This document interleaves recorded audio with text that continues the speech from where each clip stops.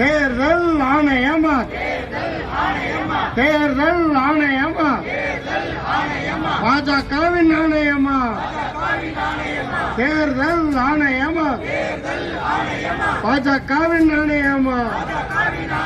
நீங்க இந்த ஆப்புல ஏத்தாடினா உங்களுக்கு பெரிய ஆப்பு தேர்தல் ஆணையமும் ஒன்றிய பாஜக அரசு வைக்க போறேன். வாக்காளர் கார்டு இல்லைன்னா உனக்கு ரேஷன் கார்டு கிடையாது. என்ன அவசரம்? ஒரு மாதம் 4 வருஷம் சும்மா இருந்தீங்க.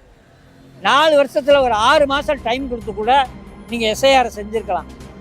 எஸ்ஐஆர் இந்த 1 மாதத்துக்குள்ள முடிச்சுட்டு மே மாதம் தேர்தலை சந்திக்க இருக்கிற தமிழ்நாட்டில் இது போன்ற நடவடிக்கைகள் என்பது வாக்காளர் எல்லாத்தையும் நீக்கிறதுக்கு எனக்கு தெரிஞ்சு 1.5 கோடி பேர் 1.5 கோடி பேர் நீக்கிடுவான். இதே நிலைமை நீடிச்சா ஒரு மிகப்பெரிய ஜனநாயகத்துல மிகப்பெரிய போராட்டத்தை நடத்தலன்னா மோடி அரசினுடைய பிடியில தேர்தல் ஆணையம் இருக்கு.